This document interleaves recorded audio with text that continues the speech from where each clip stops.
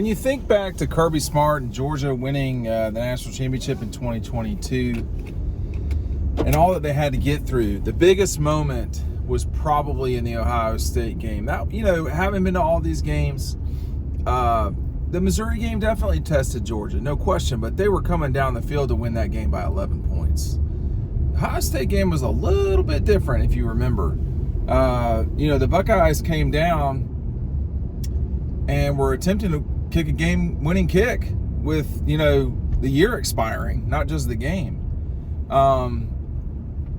And it didn't go in. It didn't get off to a good kick. It was none of that stuff. So I started thinking about the Ohio State game because I posted something on Facebook as well as Threads. We're on Threads now, by the way. Twitter's just a damn disaster right now. We're going to be on Threads as well. We'll see. Hopefully Twitter can get its bearings back. We'll just see if that ever happens. But I posted something saying, hey, what was the biggest moment in that game? Because there were so many big moments. I mean, think about it. You got the Arian Smith touchdown from Stetson Bennett. You had the toe tap from Brock Bowers, or if you want to call it a toe tap, the sort of Karate Kid moment.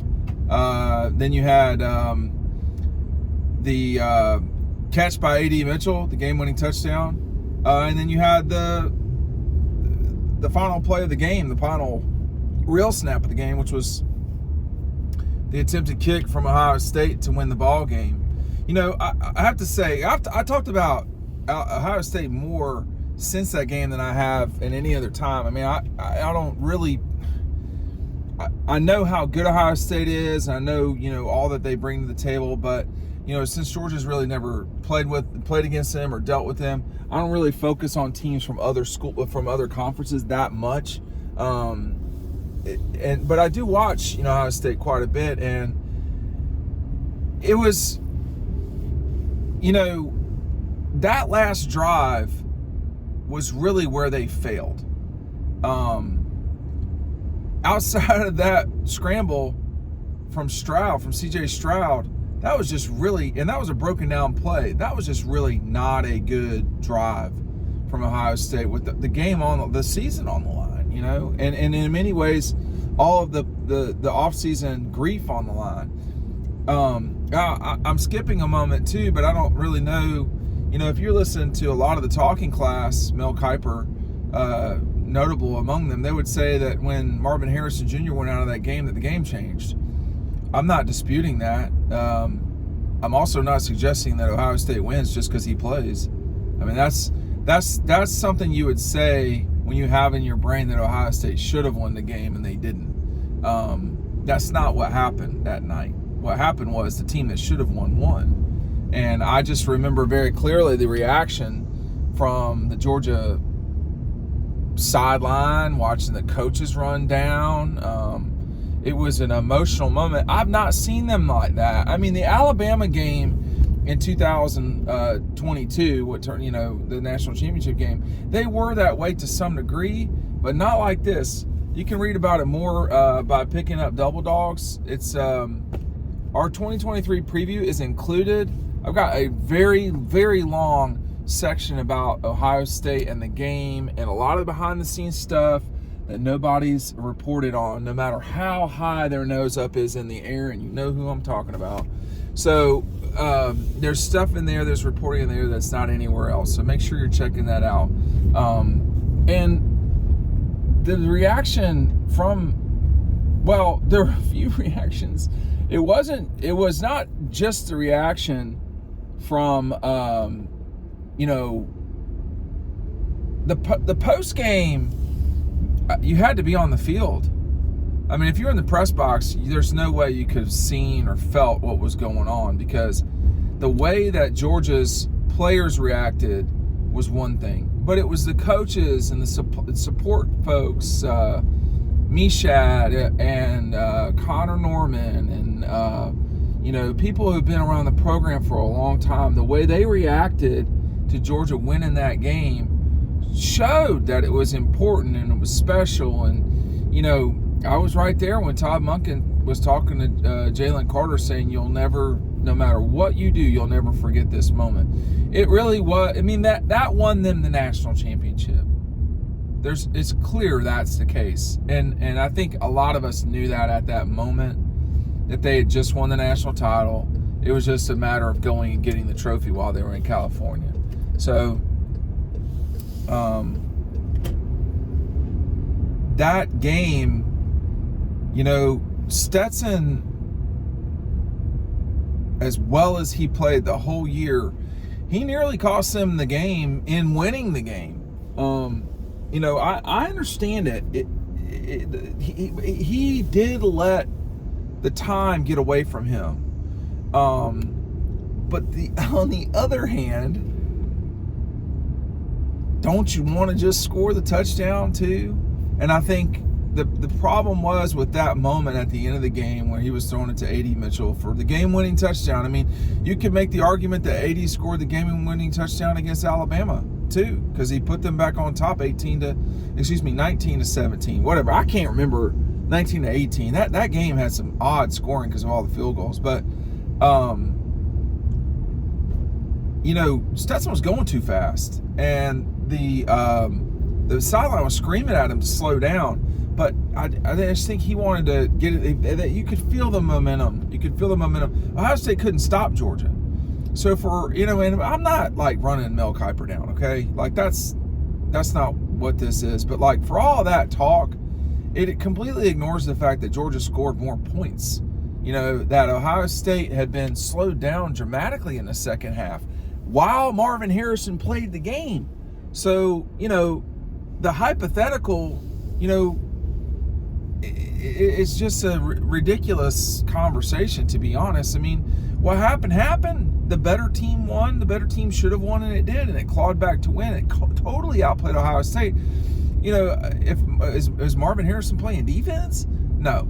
So, that's a discussion for some other time. But, the way that I say that about, Stetson getting the ball in the end zone with AD at the end of the game, and the truth of the matter was, Kirby was pissed with Stetson. You could see it on the stage. Gary Stokin, the Chick-fil-A CEO, was up there, and they weren't happy. Stetson wasn't happy. Kirby was definitely not happy with Stetson, it looked like. And, he was just going too fast. But they survived it. They survived it because of the defense. What was so strange about that night was, I don't know where the officials were from, but they were letting the edges play. If you were going to hold, they were not calling it. And that for both teams. And, that really affected the Georgia pass rush against Ohio State in a major way. But you've got to adapt to that if you're, playing. Georgia sacked him, I think it was 6 times. So they still got him. Talking about getting C.J. Stroud. But that last drive, when I was at, the story goes like this. You always want to be in the end zone where the game is decided. So in 2021, I always shoot Georgia coming at me. Well, in 21, it looked like Alabama, it looked like everything was going to get decided in that end zone. And so I walked it down away from the way that I was at, and I got absolutely no images of Keely Ringo scoring that touchdown. So when it came to the 2021, I said, I'm sticking to, something odd's not going to happen twice like that. So you get to the end zone, and Georgia comes, I wouldn't say flying down, but they're eating up the clock. A.D. Mitchell, touchdown in the corner. Redcoats go nuts. And in this case, Ohio State gets the ball. Well, I said, I'm not changing. I'm not moving. And I got beautiful images of that kick going just a straight immediately. And you could hear it. And TV doesn't do it justice. It's hard to recreate it. But when you're there live and everybody's watching it, you hear it more than you do see it, because it's the reaction of the folks way up high in the 300 levels. They can see that something went wrong quick. The other people that are in the 100 level in the end zones, the Georgia students and the band, they can see it too. But the people that are sitting at the 50-yard line, like really good seat, they can't see field goals. And you could hear the Redcoats just screaming. They were so excited. And I'll never forget Justin Schaefer plays for the Falcons. He won the national championship with Georgia the year before. He looked like he was about to run through a wall. He was so pumped that they won that game. Darnell Washington, of course, got hurt during that game. Nobody talks about that, but whatever.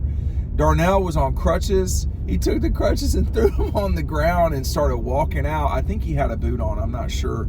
Walking out to midfield. He put his crutches up like this, and then he threw them on the ground. And then, you know, minutes later, but not much longer, we couldn't go on the field.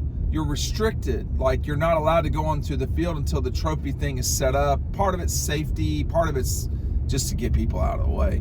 So I just waited, not knowing, but I waited for the coaches to come down. I saw Todd Monken at the Georgia locker room, and it's like he had seen a ghost, man. And he kind of either waited for everybody, but he was the only person that did not run onto the field. So, like, all of the other assistant coaches, all the support staff, you know, Mishad and all those people, they came running onto the field. The GAs that were up in the booth, because they had survived a 1-point victory to win the national championship. It was